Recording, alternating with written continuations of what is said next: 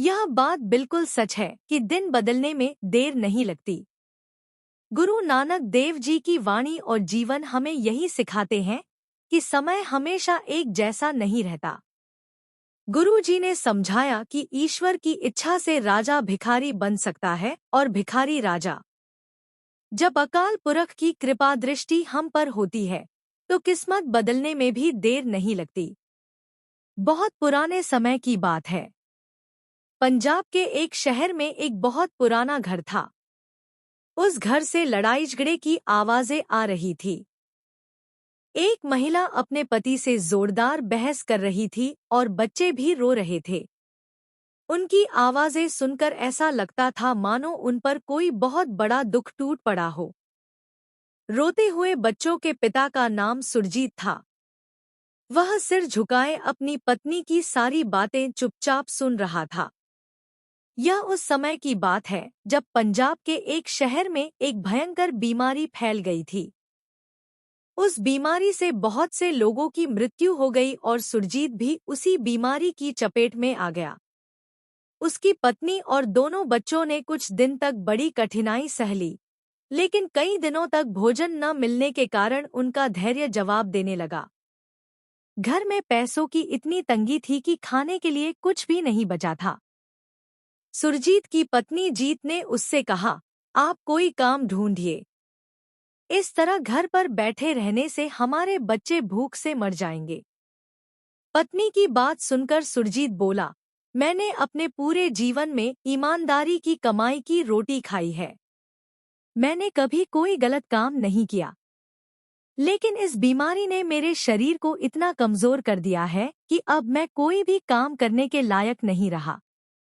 पत्नी की बातें सुनकर सुरजीत बहुत परेशान हो गया। वह घर में ऐसी कोई चीज ढूंढने लगा जिसे बेचकर कुछ पैसे मिल सकें। उसे कुछ पुराने पीतल के बर्तन मिले। उसने अपनी पत्नी से कहा, मैं ये बर्तन बेचकर आता हूँ ताकि बच्चों के लिए खाने पीने का कुछ इंतजाम कर सकूं। सुरजीत की यह बात सुनकर उसकी पत्नी ने कहा, आज तो किसी तरह खाना खा लेंगे, लेकिन कल क्या करेंगे? सुरजीत बोला, कल तक बहुत समय है और कल की रोटी भी मेरा वाहेगुरु ही देगा। इतना कहकर सुरजीत पुराने पीतल के बर्तन उठाकर घर से निकल पड़ा। वह काफी देर तक गलियों में घूम घूम कर ऊंची आवाज लगाता रहा ताकि कोई उसके बर्तन खरीद ले। कई घंटों की कोशिश के बाद उसे एक ग्राहक मिला। ग्राहक ने कहा, मैं इन बर्तनों के बदले तुम्हें केवल एक सिक्का दे सकता हूँ। सुरजीत ने जवाब दिया, इनकी कीमत एक सिक्के से कहीं ज्यादा है। मैंने कुछ साल पहले इन्हें इससे अधिक कीमत देकर खरीदा था। ग्राहक बोला, मैं जो कीमत दे रहा हूँ वही सही है। अगर बेचना है तो एक सिक्के में दे दो, नहीं तो कोई दूसरा ग्राहक ढूंढ लो। पैसों की सख्त जरूरत होने के कारण सुरजीत ने उसकी बात मान ली और अपने सारे पीतल के बर्तन केवल एक सिक्के में बेच दिए। वह एक सिक्का लेकर खुशी खुशी घर की ओर चल पड़ा ताकि अपनी पत्नी और बच्चों के लिए खाने पीने का कुछ सामान खरीद सके। रास्ते में उसने 3 लोगों को आपस में झगड़ते हुए देखा। सुरजीत तुरंत उनके पास पहुंचा। पास जाकर उसने देखा कि 2 युवक एक बुजुर्ग व्यक्ति का गला पकड़े हुए थे। वह बुजुर्ग अपनी जान बचाने के लिए छटपटा रहा था। सुरजीत ने उन दोनों युवकों से कहा, यह बुजुर्ग आपके पिता के समान है। आप लोग इनके साथ मारपीट क्यों कर रहे हैं? वह बुजुर्ग रोते हुए सुरजीत से बोला, सिर्फ एक रोटी की खातिर ये लोग मुझे कोतवाल के पास ले जा रहे हैं ताकि मुझे जेल में डाल दिया जाए। अब आप ही बताइए, क्या सच्चे परमात्मा को यह बात पसंद आएगी कि मैं, जिसने इतने वर्षों तक इस शहर में सम्मानपूर्वक जीवन बिताया है, केवल एक छोटी सी रोटी के कारण जेल चला जाऊं? शहर में फैली भयंकर बीमारी के कारण वह बुजुर्ग भी बेरोजगार हो गया था। सुरजीत ने उसकी सारी बातें ध्यान से सुनी और सोचने लगा, यह आदमी तो मुझसे भी ज्यादा मजबूर लग रहा है। अगर यह बुजुर्ग जेल चला गया तो इसकी पत्नी और बच्चों का खर्च कौन उठाएगा? यह सोचते ही सुरजीत ने अपनी जेब से वह एकमात्र सिक्का निकाला और बुजुर्ग को दे दिया। उसने कहा, यह लीजिए। यह सिक्का उन लड़कों को दे दीजिए और अपनी जान छुड़ा लीजिए। बुजुर्ग ने सुरजीत को दिल से बहुत सी दुआएं दी। उसने कहा, ईश्वर तुम्हें इसका 1000 गुना फल दे। इसके बाद सुरजीत वहां से अपने घर की ओर चल पड़ा।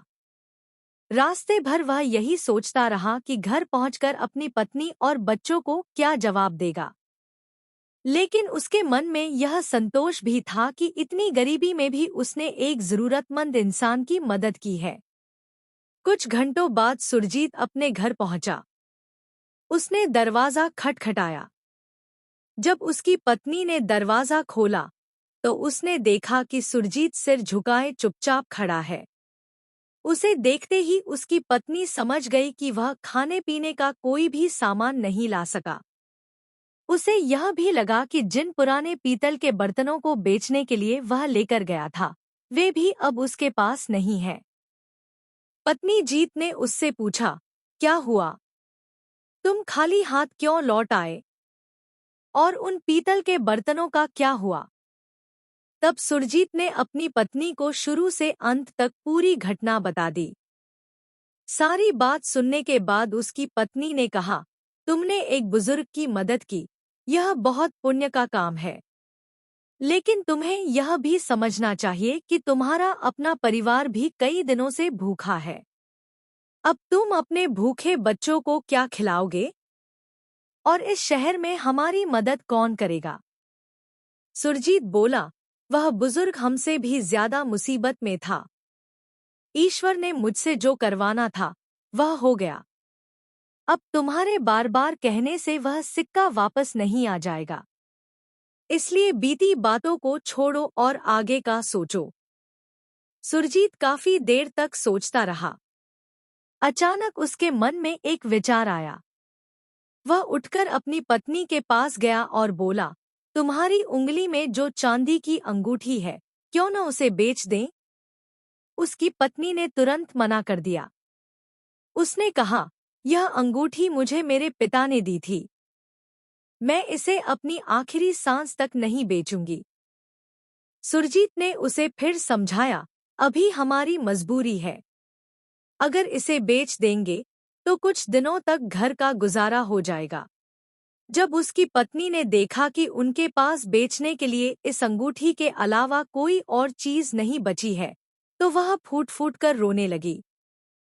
परमात्मा को याद करते हुए उसने अपनी उंगली से अंगूठी उतारी और सुरजीत के हाथ में रख दी। साथ ही उसने कहा, इसे अच्छी कीमत में बेचना, ताकि कुछ ज्यादा दिनों तक हमारे परिवार का पेट भर सके। सुरजीत अंगूठी जेब में रखकर घर से निकल पड़ा। काफी देर चलने के बाद वह शहर पहुंचा। उसने 2-3 जौहरियों को अंगूठी दिखाई, लेकिन किसी ने उसे खरीदने से मना कर दिया। आखिरकार उसे एक ऐसा जौहरी मिला जिसे वह अंगूठी पसंद आ गई। जौहरी ने सुरजीत से पूछा, तुम इस अंगूठी के कितने पैसे चाहते हो? सुरजीत ने कहा, 20 सिक्के। 20 सिक्कों की बात सुनकर जौहरी हंसते हुए बोला, इतनी पुरानी अंगूठी पर भला कौन 20 सिक्के खर्च करेगा? मैं इसके बदले तुम्हें केवल 5 सिक्के दे सकता हूँ। मजबूरी में सुरजीत ने 5 सिक्के ले लिए और अपने घर की ओर वापस चल पड़ा। रास्ते में उसे एक बुजुर्ग महिला रोती हुई दिखाई दी।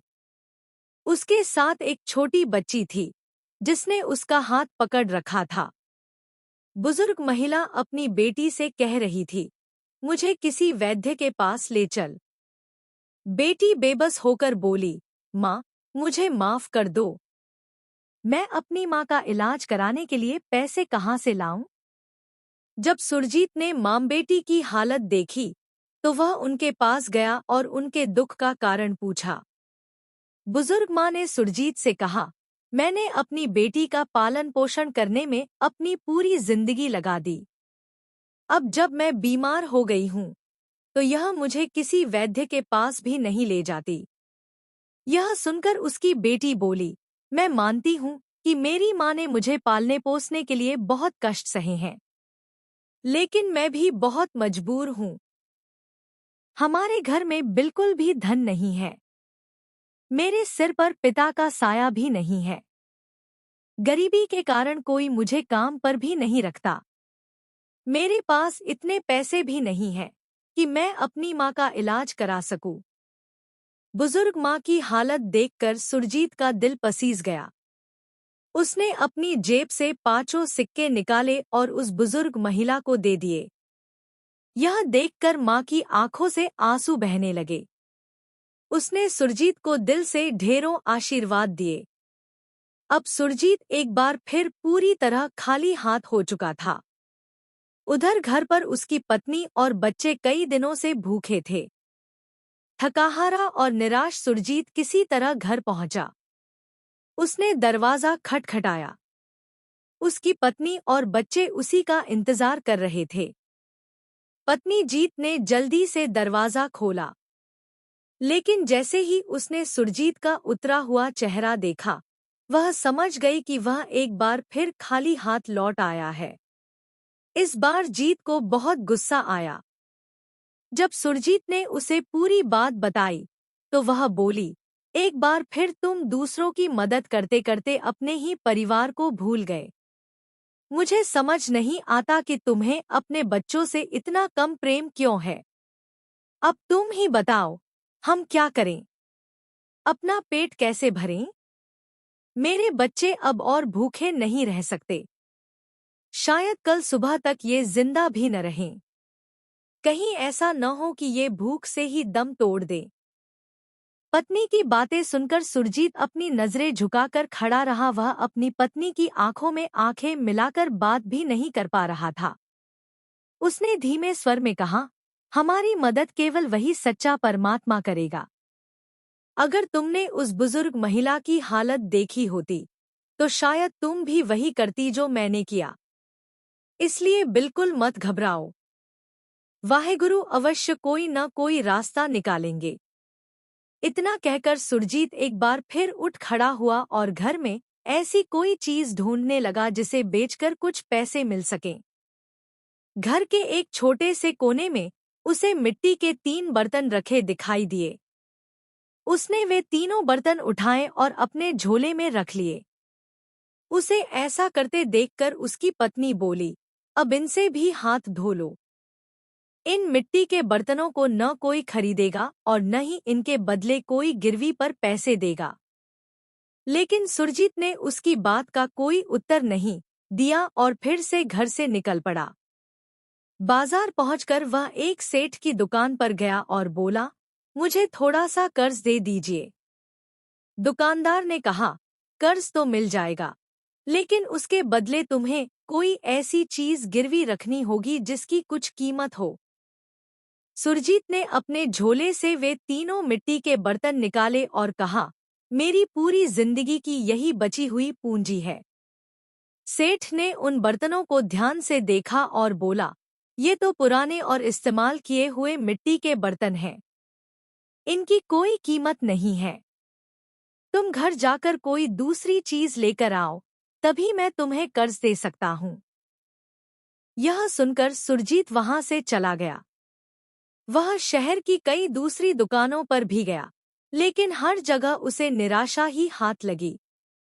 उसकी सारी कोशिशें बेकार साबित हुईं, क्योंकि वे तीनों मिट्टी के बर्तन बहुत पुराने थे और उनके बदले कोई भी सुरजीत को पैसे देने के लिए तैयार नहीं था। भटकते भटकते रात हो गई। सुरजीत शहर के बीचों बीच खड़ा होकर ऊंची आवाज में पुकारने लगा, मेरे ये तीनों बर्तन ले लो, मेरे ये तीनों बर्तन ले लो। लेकिन उन्हें खरीदने के लिए कोई भी आगे नहीं आया। उसके मन में बार बार यही विचार आ रहा था कि घर जाकर वह अपनी पत्नी और बच्चों को क्या जवाब देगा। उसी समय अचानक एक युवा लड़का वहां आया और उसी जगह बैठ गया जहां सुरजीत बैठा था। वह देखने में बुद्धिमान और समझदार लग रहा था। उसने सुरजीत की उदासी देखकर पूछा, आप बहुत परेशान दिखाई दे रहे हैं। क्या बात है? सुरजीत ने उसे अपनी पूरी कहानी सुनाई। उसने बताया कि बीमारी के बाद उसके शरीर में काम करने की ताकत नहीं रही, इसलिए उसे कोई काम भी नहीं मिल रहा। कई दिनों से उसके बच्चे भूखे हैं और घर में खाने के लिए कुछ भी नहीं बचा है। उस युवक के पास एक छोटी सी बोरी में गेहूं था। उसने सुरजीत से कहा, आप अपने मिट्टी के बर्तन मुझे दे दीजिए और बदले में यह गेहूं ले लीजिए। फिर उसने बताया, असल में मैं मिट्टी के बर्तन खरीदना चाहता था, लेकिन मेरे पास पैसे नहीं थे। यह गेहूं भी मैं किसी से मांग कर लाया हूं। जिसने मुझे यह गेहूं दिया, वह एक बहुत अमीर सेठ था। मैंने उससे मिट्टी के बर्तन मांगे थे, लेकिन उसने उनकी जगह मुझे यह गेहूं दे दिया। मेरे किसी काम का यह गेहूं नहीं है। आप इसे रख लीजिए और मुझे अपने मिट्टी के बर्तन दे दीजिए। सुरजीत ने उसकी बात मान ली। उसने युवक को अपने तीनों मिट्टी के बर्तन दे दिए और बदले में गेहूं की बोरी लेकर खुशी खुशी घर लौट आया। जब वह घर पहुंचा, तो उसकी पत्नी ने उसके हाथ में गेहूं की बोरी देखकर राहत की सांस ली। वह बहुत खुश हुई। लेकिन जैसे ही उसने गेहूं पीसने के लिए बोरी खोली, वह हैरान रह गई। गेहूं के बीच उसे सोने की 2 मोहरें मिली। वह तुरंत सुरजीत को आवाज देकर बोली, जल्दी आओ। इस बोरी में तो सोने की 2 मोहरें हैं। सुरजीत ने जब देखा, तो वह भी आश्चर्यचकित रह गया। उसने कहा, जिस युवक ने मुझे यह बोरी दी थी, वह तो स्वयं बहुत जरूरतमंद लग रहा था। ईमानदार सुरजीत बिना देर किए गेहूं की बोरी उठाकर उसी युवक को ढूंढने निकल पड़ा। युवक के पास पहुंचकर उसने कहा, इस बोरी में मुझे सोने की 2 मोहरें मिली हैं। ये तुम्हारी हैं। मुझे तो केवल गेहूं चाहिए था, इसलिए मैंने तुम्हारे साथ मिट्टी के बर्तनों के बदले गेहूं का सौदा किया था। कृपया अपनी ये दोनों मोहरें वापस ले लो। लेकिन युवक ने साफ मना कर दिया। उसने कहा, नहीं, इन मोहरों पर केवल आपका अधिकार है। फिर वह बोला, मुझे लगता है कि ये दोनों मोहरें शायद उस अमीर सेठ ने मेरी मदद करने के लिए गेहूं की बोरी में ये 2 सोने की मोहरें रख दी थी। सुरजीत ने कहा, फिर भी इन मोहरों पर केवल तुम्हारा अधिकार है। उसने बहुत आग्रह किया कि युवक दोनों मोहरें रख ले, लेकिन युवक ने एक भी मोहर लेने से इनकार कर दिया। आखिर में सुरजीत बोला, ऐसा करते हैं, एक मोहर तुम रख लो और दूसरी मैं रख लेता हूँ। बहुत समझाने के बाद युवक मान गया। उसने एक सोने की मोहर रख ली और दूसरी सुरजीत अपने साथ घर ले आया। उस रात सुरजीत, उसकी पत्नी और उसके बच्चों ने परमात्मा का धन्यवाद करते हुए समय बिताया। वे इतने प्रसन्न थे कि पूरी रात ठीक से सो भी नहीं पाए। सुबह होते ही सुरजीत सोने की मोहर लेकर जौहरी की दुकान पर पहुंच गया। उस समय तक जौहरी ने दुकान भी नहीं खोली थी और सुरजीत पहले से ही उसके दरवाजे पर खड़ा था। जब जौहरी ने दुकान खोली, तो सुरजीत ने उसे वह कीमती सोने की मोहर दिखाई। मोहर को देखते ही जौहरी आश्चर्यचकित रह गया और बोला, यह तो बहुत ही कीमती सोने की मोहर है। उस मोहर के बदले सुरजीत को अच्छी खासी रकम मिल गई। इस बार वह खाली हाथ घर नहीं लौटा, बल्कि पर्याप्त धन लेकर वापस आया। उसने उन पैसों से घर की सभी जरूरी चीजें खरीदीं, बच्चों के लिए अच्छे कपड़े लिए, घर का राशन लाया और एक छोटा सा व्यवसाय भी शुरू कर लिया। कहा जाता है कि सच्चाई और नेक मार्ग पर चलना आसान नहीं होता, लेकिन उसका परिणाम हमेशा अच्छा होता है। जिस प्रकार सुरजीत ने कठिन परिस्थितियों में भी कभी हार नहीं मानी, वह हम सभी के लिए एक प्रेरणा है। चाहे जीवन में कितनी भी कठिनाइयां क्यों न आए, हमें कभी भी नेकी और ईमानदारी का रास्ता नहीं छोड़ना चाहिए। सच्चा धन केवल पैसा नहीं होता, बल्कि मन की दयालुता होती है। हमें अपनी कमाई में से दशवंध आय का एक भाग निकालकर जरूरतमंदों की सहायता करनी चाहिए और अपने गुरु तथा परमात्मा पर सदैव विश्वास बनाए रखना चाहिए। जीवन में हम जो भी कर्म करते हैं उनका फल अंततः हमें ही भोगना पड़ता है, चाहे वह अच्छा हो या बुरा। जैसा बीज बोया जाता है वैसा ही फल मिलता है। इसलिए बुरे कर्म करने से पहले स्वयं को रोक लेना ही सबसे बड़ी बुद्धिमानी है। विद्वान लोग कहते हैं कि जो मनुष्य केवल समाज की नजरों में अच्छा बनने की कोशिश करता है वह आवश्यक नहीं कि परमात्मा की दृष्टि में भी अच्छा हो। इससे कहीं बेहतर है कि यदि सत्य के मार्ग पर चलते हुए समाज हमें गलत समझे तो भी हम परमात्मा की नजरों में सच्चे और नेक बने रहें।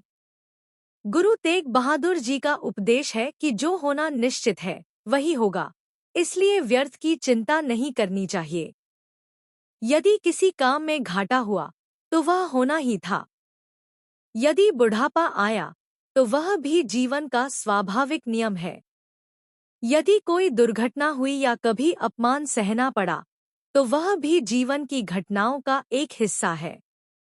मनुष्य का कर्तव्य केवल इतना है कि वह हर परिस्थिति में धैर्य, विश्वास, सत्य, करुणा और अच्छे कर्मों का साथ न छोड़े। जो व्यक्ति ईश्वर पर भरोसा रखते हुए ईमानदारी और सेवा के मार्ग पर चलता है, अंततः उसी का जीवन सच्चे अर्थों में सफल और सार्थक होता है। यदि दिन निकला है तो उसका निकलना निश्चित था। यदि रात आई है तो उसका आना भी निश्चित था। परमात्मा की दृष्टि में कुछ भी आकस्मिक या असंभव नहीं होता। हमारे कर्मों के अनुसार जो कुछ ईश्वर ने निर्धारित किया है वही घटित होता है। चिंता हमारी मानसिक और आत्मिक शांति को नष्ट कर देती है। गुरु नानक देव जी ने भी हमें यही शिक्षा दी कि चिंता छोड़कर अकाल पुरुष, उस एक सच्चे परमात्मा पर विश्वास रखना चाहिए। गुरु जी का संदेश है कि चिंता उसी बात की करनी चाहिए जो कभी हो ही नहीं सकती। लेकिन इस संसार में जो कुछ भी हो रहा है वह सब परमात्मा की रजा और उसके हुक्म से हो रहा है। इसलिए व्यर्थ की चिंता करना उचित नहीं है।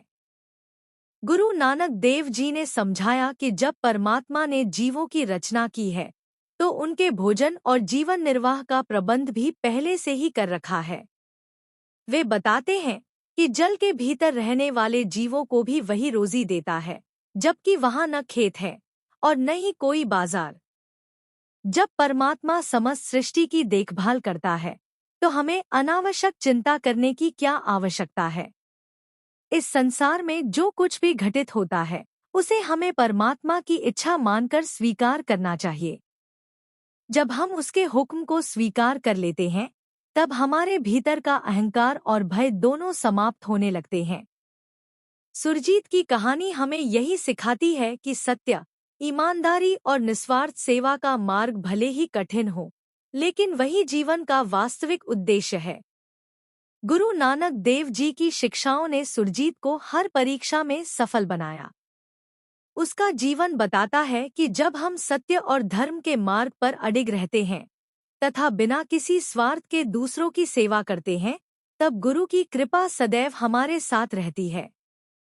सुरजीत की सेवा भावना ने केवल उसकी किस्मत ही नहीं बदली, बल्कि उसे निर्धनता से समृद्धि तक पहुंचा दिया।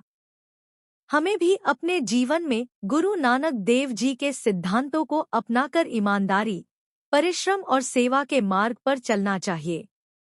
गुरु जी की 3 प्रमुख शिक्षाएं, नाम जपना, किरत करना, ईमानदारी से मेहनत करना और वर्ण छकना, अपनी कमाई और भोजन दूसरों के साथ बांटना, केवल शब्द नहीं है, बल्कि मानव जीवन के वास्तविक उद्देश्य को समझाने वाले जीवन मूल्य हैं। गुरु जी के अनुसार मनुष्य के दुखों का सबसे बड़ा कारण अहंकार है।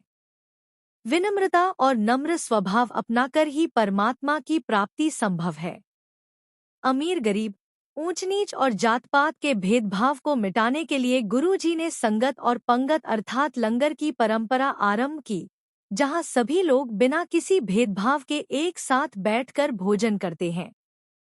गुरु जी ने संपूर्ण मानवता के कल्याण और सुख समृद्धि की कामना करने की शिक्षा दी। उन्होंने बताया कि परमात्मा एक है।